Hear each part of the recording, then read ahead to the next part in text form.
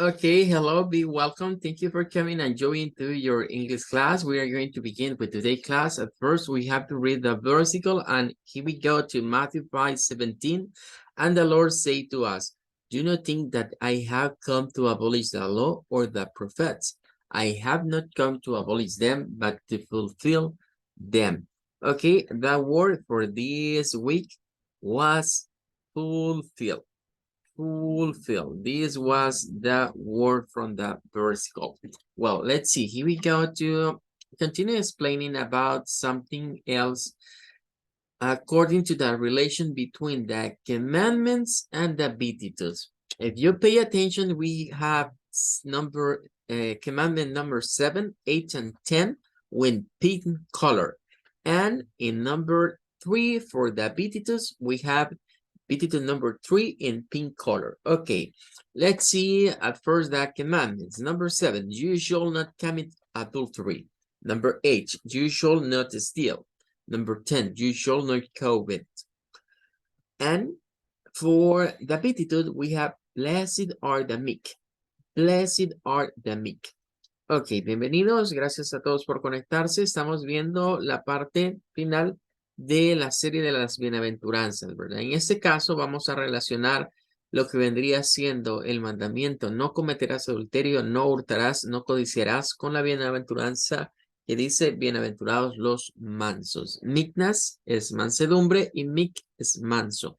Debemos en primer lugar tener en cuenta que la mansedumbre es un término, ¿verdad? O the meek es un término que proviene de todos aquellos animales, ¿verdad? De carga que tienen mucha fuerza y que a pesar de su fuerza se dejan dominar, se dejan domar, ¿verdad? Por el hombre, o que el hombre los puede utilizar para su beneficio. Entonces, de esa manera, cuando se habla de ser mansos, significa pues ceder aquellos nuestros derechos, por así decirlo, que podemos tener por encima de otros o de los derechos de los demás. Ceder el control, digamos, de nuestro autocontrol al Espíritu Santo, a la Holy Spirit, ¿verdad? Para que Él sea el que nos permita ser igual que esos animales, ¿verdad? Permitir sosegar, digamos, esa fuerza interna que podemos tener, ese deseo interno de querer defendernos, de querer decir, es que yo tengo derecho a esto, y en ese sentido pasar por encima de los derechos de los demás. Según dicen los estudiosos, los mandamientos están divididos en mandamientos de tipo vertical, ¿verdad? Del 1 al 4, podríamos decir que es entre la relación entre Dios y el hombre. Y del 5 al 10 son mandamientos horizontales, es decir, que su enfoque es la relación hombre con hombre. Como el de no matarás, podríamos incluso ponerlo de los mansos, pero ya habíamos dicho que va más con ser un peacemaker o un pacificador. Si nos damos cuenta, esto de ser mansos, si nosotros decimos, bueno, yo no voy a violentar el derecho que otros tienen, yo me voy a someter, ¿verdad?, a la voluntad de Dios, a la voluntad del Espíritu Santo, obviamente eso va a aflorar en nosotros el no hacerle daño a los demás, ¿verdad? Porque si vemos estos pecados como el adulterio, el hurto, el robo, codiciar las cosas de los demás, porque recordemos que aquí no está, ¿verdad? Pero en la explicación completa dice que no codiciarás nada de lo que tiene tu prójimo, y habla de la mujer y de cosas materiales. Entonces, si yo soy meek, obviamente no voy a hacer nada de eso. Por otro lado, ¿verdad? Debemos tomar en cuenta que eh, el hacer daño al prójimo, ¿verdad? Si yo tengo algo que me domine, que me controle, que me diga eso no es correcto, y ese algo es el Espíritu Santo habitando en nuestros corazones, pues obviamente procuraremos no cometer cualquiera de estas cosas que dañen al prójimo. Y si vamos más allá, estos están resumidos en lo que Jesús dijo, ¿verdad? Que amarás a tu prójimo como a ti mismo. Luego, el number 9, ¿verdad? El mandamiento number 9 nos dice, you shall not bear false witness against your neighbor. No darás falso testimonio contra tu vecino o tu prójimo, como está en español, ¿verdad? No levantarás falso testimonio. Estos están relacionados a 3 beatitudes. La number 4 que dice, blessed are those who hunger and thirsty for righteousness. Luego la number 8 que dice, blessed are those who are persecuted because of righteousness. Y la number 9 que nos dice, blessed are you when people insult you, persecute you, and falsely say all kind of evil against you because of me. Todas estas bienaventuranzas tienen una misma, o giran, digamos, en torno a la justice o a la righteousness, que sería la justicia.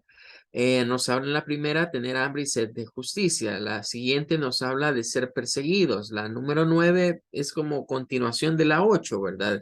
Serán perseguidos, vituperados, dirán mal contra ustedes, mintiendo.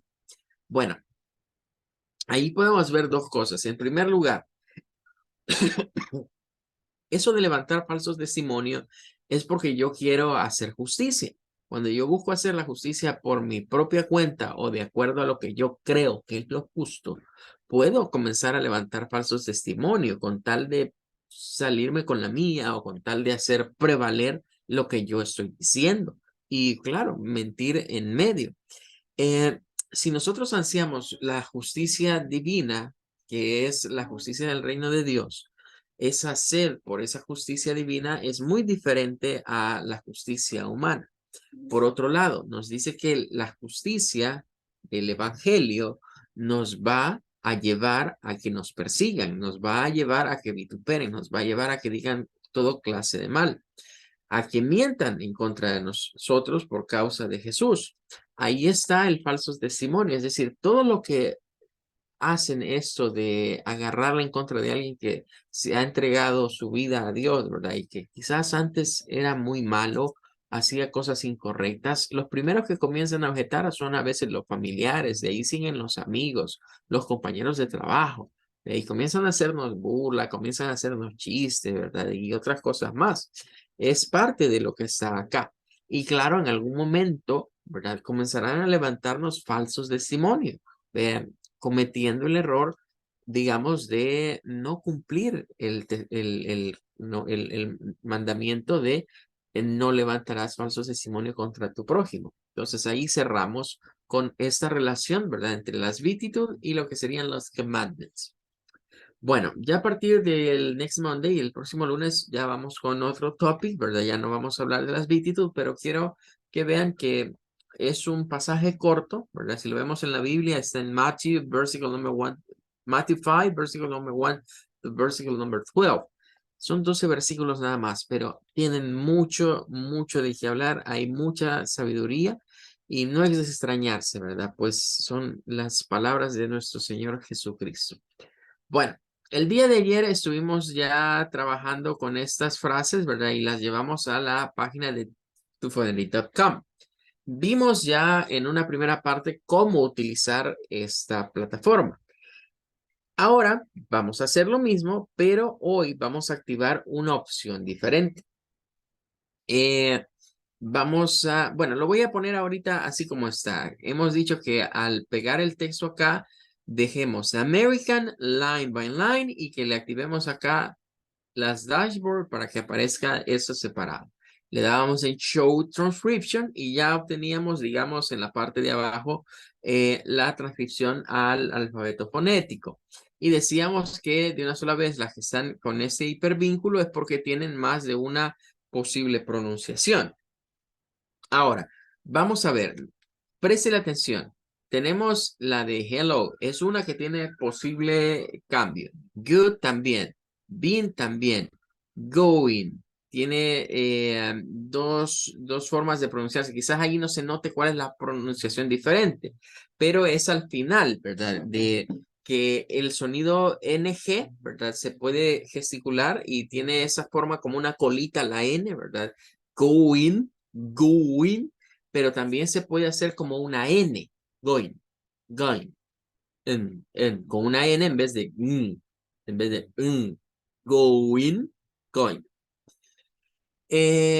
Teníamos esta también, tomorrow, que tiene dos variaciones, nice también, que vimos que tenía dos variaciones, bien ya está, pero lo que quiero que le ponga atención ahorita es qué sucede cuando le decimos a tufoneri.com que queremos que nos muestre las weak form,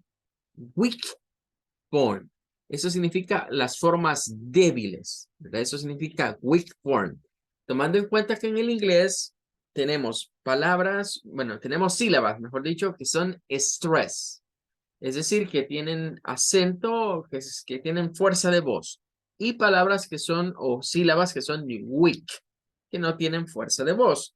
Y hemos dicho que ese alto y bajo entre esas sílabas, entre algunas veces fuertes, otras bajas, otras fuertes, le da una rítmica al idioma y de allí viene lo de aquello de hablar fluidamente el idioma. Entonces, vamos a ver ahorita lo que vendría siendo la transcripción activando las weak forms. Bien, here we go. Veamos. En primer lugar, la de hello no tiene ningún cambio. Está prácticamente igual. Diríamos, ahí no pasó nada. La de good morning, good afternoon y good evening vemos similar. No hay ningún cambio. Pero donde vamos a notar el primer cambio es en la número 3. La número 3, aquí se nos agrega algo. Y es esto que está acá. How are you doing? Esta es una pronunciación, digamos, weak. Esta que estamos viendo acá. Es una pronunciación weak. Quizás para que lo tengamos más en mente, vamos a ponerlo como en paralelo, ¿verdad?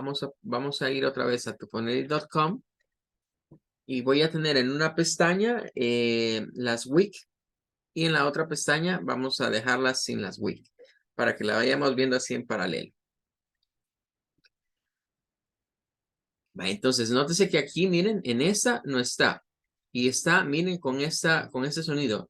You, el sonido normal. Aquí, en esta, ya habrán notado que no está ese sonido. Miren, aparece ese. No es el mismo sonido que está allá. Es la U normal, es muy diferente a la U con la forma del omega, ¿verdad? Es muy diferente el sonido. Se parece, pero es muy diferente. Aquí pueden ver que en esta, miren, aparecen las 3, pero en esta solo aparecen 2. Esto es porque está a la par del doing. Por eso es que se cambia. ¿Y qué significa esto? La diferencia entre el you, que está aquí abajo, así con la J y la U normal, y esta es que estas son todavía más suaves. Este es como decir you doing. No es how are you doing? How are you doing? Ese sería el sonido largo. Aquí es un sonido todavía más corto. How are you doing? How are you doing? Hey, how are you doing? Ahora, esta es una variación y es algo muy típico y que solo se da en el inglés del día a día, el inglés cotidiano. O sea, es una maña, digamos, de pronunciar las cosas diferentes. Y ya dependerá del el estilo de dialecto que se utilice, porque en los mismos Estados Unidos vamos a encontrar diferentes formas de hablar el idioma inglés. Ya no se diga en el resto del mundo. Entonces, eso está muy influenciado con lo que es el aprendizaje natural del idioma. Es decir, algunos aprenden a utilizar estas weak form desde pequeños. ¿Qué es una weak form? Significa que se cambia el sonido tradicional que una palabra puede tener por un sonido más débil, que se traduce en un sonido que es más suave y por lo tanto se pronuncia más rápido. Entonces, esto es casi como que se unan estas de acá. Si nosotros fuésemos viendo esto así como por separado, ¿verdad? Nos saldría una pronunciación como lo siguiente. How are you doing? How are you doing? Muy pausado, muy despacio. Pero si lo viésemos, digamos, en torno a esta que está acá, a esta pronunciación, entonces nos saldría algo como how are you doing? Como hacerlo en uno solo. You doing? How are you doing? No hacer 4 tiempos. Es decir, en la anterior, nosotros es como que demos 4 palmadas. How are you doing? 4 tiempos, 4 times. Pero cuando se usa esa you, que es más corta, el you doing, pareciera que se unen, como que fuera un link, un linking se le llama a eso. Es una unión. Es una unión que solo existe en el inglés práctico. No es una unión que la gramática la vaya a reconocer. Por eso es que estas situaciones nunca las vamos a encontrar en un libro de texto, porque los libros de texto enfocan un inglés académico. Un inglés académico significa que es un inglés que busca que la persona lo hable de acuerdo a las reglas establecidas en la gramática. Pero todos sabemos, y aún por la misma experiencia nuestra del español, que las reglas de la gramática a veces se desobedecen y se usan indistintamente y eso da en el traspié de que se vuelve una costumbre hablar con errores de pronunciación. Es como que yo les diga, por ejemplo, nosotros tenemos una cuestión muy común, ¿vea? Alguien dice una frase como, mira, pásame esto para arreglar esto, pásame ese desarmador para arreglar este aparato. Entonces, de repente nos dicen, mira, pásame para arreglar esto, para arreglar esto. Y se va el era. No decimos para arreglar, decimos para arreglar. Comenzamos a hacer esas uniones. Lo mismo pasa en el inglés. De repente se usan weak forms para hacer como uniones o linkings, pero solo es en el inglés hablado, que no es en el inglés escrito. Entonces, eso da esa situación. Ahora, en el caso del you, pues tendríamos que plantearnos desde ya que hay cuando menos tres sonidos, que son los que aparecen acá. You, largo, you, corto, y el otro es ya, ya, ya. Posiblemente hayan visto alguna vez algo escrito de la siguiente manera. Voy a hacerlo un poquito más grande. Algo como Daya. Sí, de hecho así lo ponen. Daya. Eso proviene del inglés, pero no es algo correcto gramaticalmente hablando. Sin embargo, muchas personas lo utilizan. Lo utilizan al hablar y no solo al hablar, sino que también lo usan como escritura. Lo que quieren decir con eso es do you. Lo que están haciendo es meterle el sonido schwa. Por eso se suena a da, así, da, y esta sonaría a ya, da. Si usamos el IPA, pues entonces debería ser esta, con el schwa. Debería ser con el schwa, con el que está acá, con esta propiamente. Me estoy refiriendo, digamos, a esta de acá, con el schwa. Da, es para decir do you. Entonces, hay personas que nos dicen los sonidos tal y como son, que vendría siendo do you, y hay personas que le meten el schwa. Eso es decir, daya, es precisamente una weak form. Es usar formas débiles. ¿Qué hacen las formas débiles?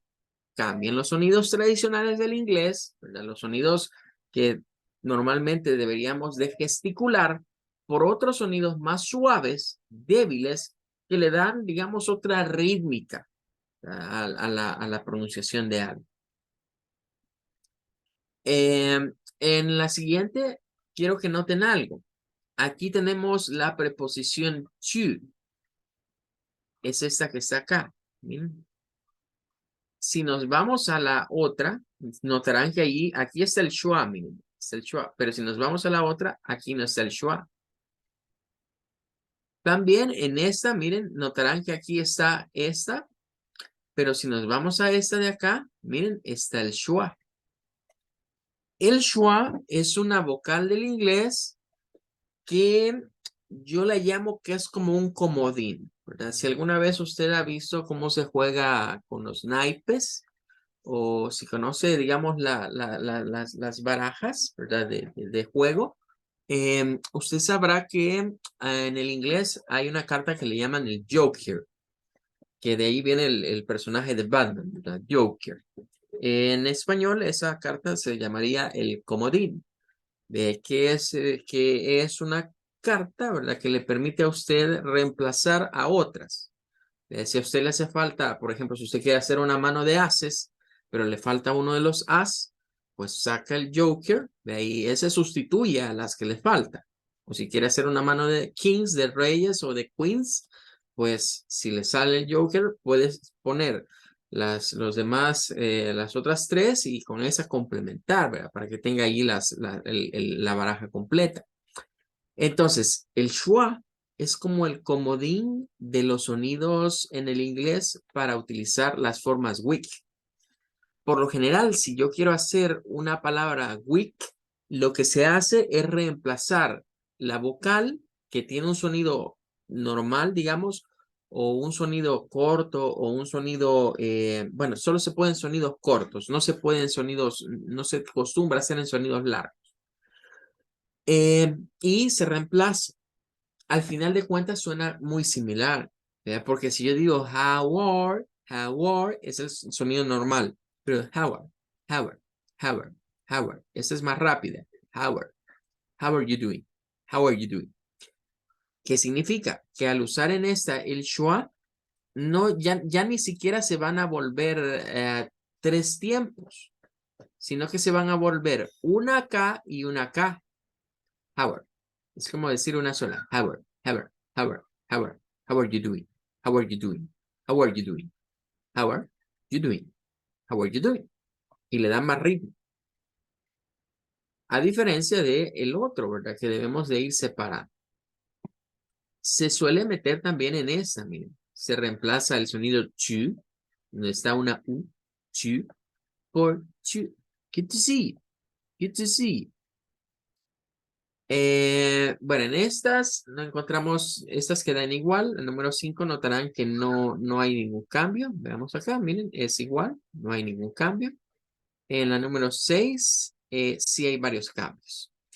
Vamos a ir aquí a la número 6. Bien, en la número 6 noten acá, miren, how, have, have. En el have encontramos el primer cambio. Luego en el you y luego en el be.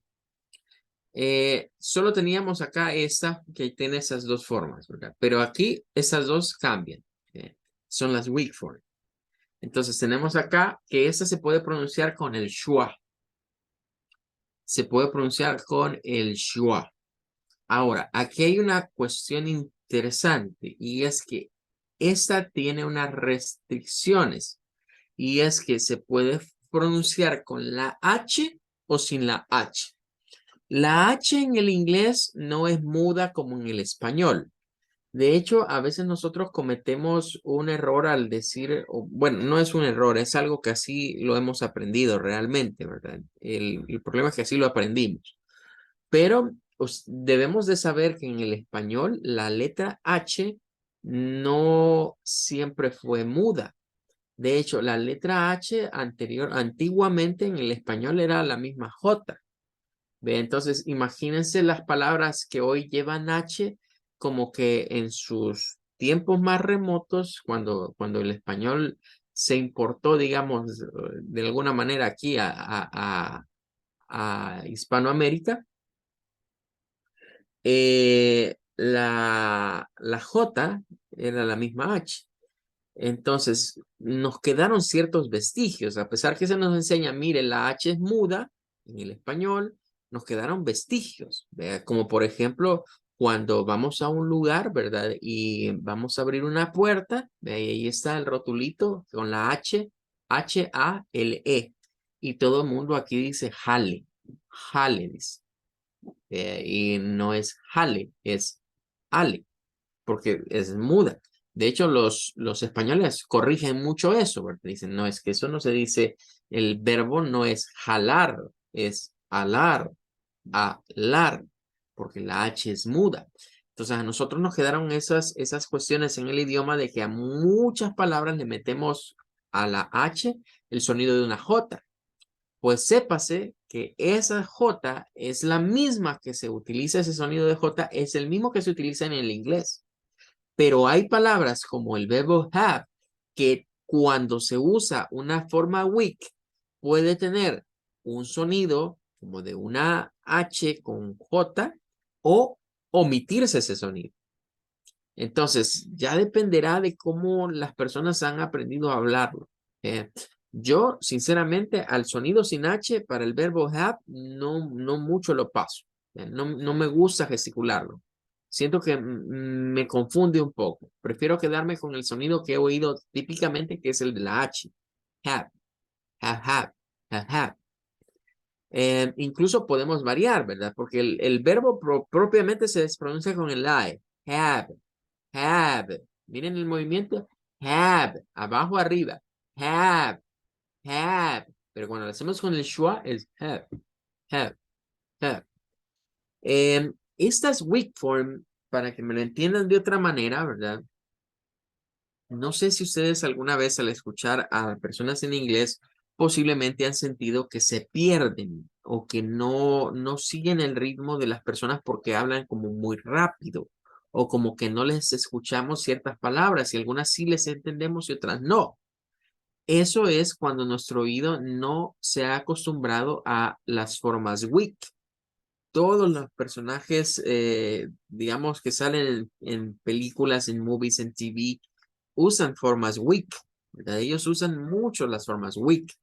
Entonces, lo que tenemos que tomar en cuenta aquí es que es una práctica habitual y cuando no estamos, nuestro oído no está acostumbrado a esas formas, es donde se queda perdido, porque entendemos aquellas palabras que, digamos, no hay más para dónde pronunciarlas. Pero de repente viene alguien que nos mete estos otros sonidos y nos comienza a decir algo como, how have you been? How have you been? Y decimos, me perdí.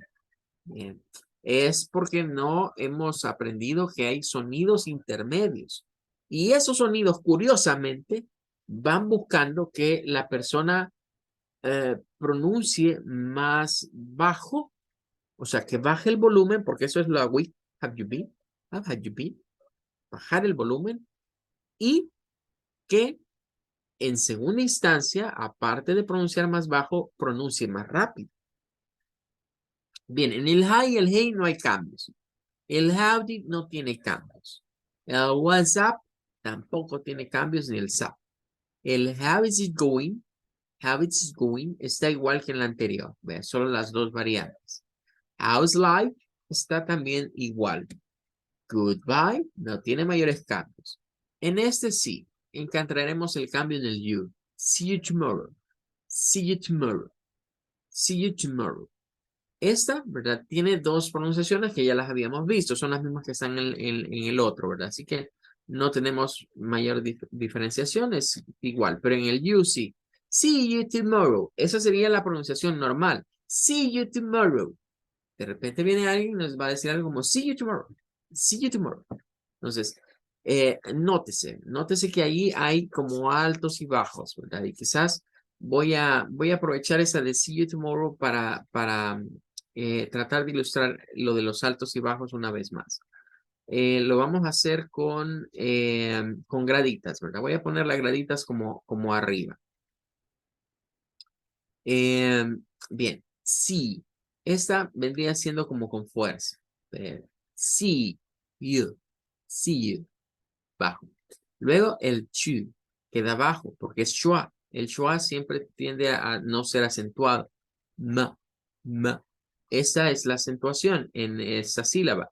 Y ro es baja nuevamente. Entonces, nótese que aquí tenemos un sonido fuerte, bajo, fuerte, bajo. Recordemos que esto lo vamos a decir, digamos, como que hay un sonido. En este caso vamos a decir que hay un sonido stress, que sería en este. Y para estas hay un sonido weak. Ahí donde se baja el volumen es el sonido débil, weak. Entonces ahí hay un sonido stress, hay dos weak seguidos hay otro estrés más y hay otro weak. Cuando dos sonidos débiles, dos sonidos weak, están uno a la par del otro, es donde se hacen sonar como que fueran uno solo. See you too. See you too. See you tomorrow. See you too. You too. You too. Entonces, es prácticamente acá lo que iríamos a decir, es como que estos, miren, se traslapasen. Vamos a ver si lo puedo seleccionar. Ahí está. Como que se traslapasen y se uniesen en una sola, como hacer un solo tiempo. Entonces veníamos de decir lo que era 1, 2, 3, 4, 5 sonidos y pasamos a decir ahora 4 sonidos. See you too, see you tomorrow, see you tomorrow. Es muy diferente a decir algo como see you tomorrow, see you tomorrow. Cuando lo decimos así, diría yo, mire, para una clase y que los estudiantes entiendan está bien, pero si usted se quiere adaptar a la rítmica de cómo lo habla un nativo, tiene que irse aprendiendo estas uniones. ¿Para qué sirven los sonidos débiles? Para que cuando haya uno a la par del otro, se gesticulen en el mismo tiempo. O sea, no es como you, you, porque si hago you, lo estoy prolongando. En cambio, si hago you, es más rápido. See you tomorrow. Si le metiéramos el del shua, vendría siendo algo como, hey, see you tomorrow, see you tomorrow, see you tomorrow. Bien, con el good night no hay mayor cambio. Con el have ya dijimos que este sí, ¿verdad? Este sí, está el have y have. Have y have. Son las dos pronunciaciones de este. El nice ya había aparecido anteriormente, ya lo habíamos visto también con estos dos sonidos. It's been nice, sí. Vean aquí, en todos donde está el chu, se cambia chu por chu. Chu, chu. It's been nice to meet you. Nuevamente aparece en esta, el you, sus tres pronunciaciones. O sea, hay tres formas diferentes de decir you. La más común o la que siempre se nos ha enseñado es esa, you. Cuando le dicen, la mayoría de teachers le han dicho, mire, vamos a aprender los pronombres personales, personal pronouns. Diga, I, repita conmigo, I, you, you. Siempre le han enseñado el sonido largo, pero hay otros dos más, que son los sonidos weak. Los sonidos largos por lo general se asocian a sonidos stress, donde se usan sonidos largos de vocales en el inglés. Por lo general hay un sonido fuerte, un sonido acentuado, más marcado. Cuando se usan vocales cortas, ahí vamos a encontrar sonidos weak o sonidos débiles. Entonces, ese juego, ¿verdad? En algunas palabras se aplica, en otras no. Bye, queda igual. See you later. Pues los cambios en los you, pero aquí es una de las que hay una pequeña situación. En esta aparecen los tres, pero en esta solo aparecen dos. Eso dependerá de el siguiente sonido. ¿Por qué razón? Bueno, aquí no hay otro sonido, es el sonido final, vea, solo es see you, vea, entonces hay tres. Pero si en una oración el sonido que sigue o la sílaba que sigue después del you es una sílaba tónica como esta de lay, ¿ya? O como esta que está más arriba, que es donde estaba, como esta, miren que es do, sílaba tónica, ahí hay restricciones con el uso del sonido you. Bien. Por eso no se me preocupe, ¿verdad? Si usted siente que esta clase quizás está como muy complicadita, no se preocupe porque el propósito de la clase no es aprendernos todos estos sonidos ahorita. El propósito de la clase es aprender a utilizar esta plataforma y que sepamos qué información la página web nos puede brindar. De ahí, luego, más adelante, vamos a ir entendiendo cómo interpretar esta información. Porque ahí vemos esas cosas, pero debemos de saber cómo se interpretan. Claro, para interpretar esto hay que estudiar las reglas de la pronunciación en el inglés y sus fonemas y las excepciones que en este se pueden generar. En las siguientes no hayamos mayores cambios. Pueden ver que quedan casi igual, pero aquí sí. Entonces, creo que ya al revisar esas 23 expresiones con las frases que hemos ido viendo, tenemos claro, ¿verdad? Que con el pronombre you hay que tener mucha precaución porque tiene varias formas en las cuales puede pronunciarse. Ve que dependiendo de si quiera hacer usted pronunciación weak o no, o mantener el sonido tradicional, así será. Ahora, ya debemos de irnos olvidando de aquello, ¿verdad? Repita conmigo. How are you doing? No podemos seguir repitiendo el inglés de esa manera. Debemos de aprender el ritmo correcto, el ritmo normal. A veces los profesores hacemos eso, los teachers, me confieso por todos los teachers que hacemos eso de decir esto todo como que tuviese el mismo tono de voz. Pero es quizás para que ustedes escuchen los sonidos bien, pero a la práctica no se lleva. Si esto quiere hablarse con ritmo, tiene que ser algo como How are you doing? Hey, how are you doing? How are you doing? Es altos y bajos, altos y bajos.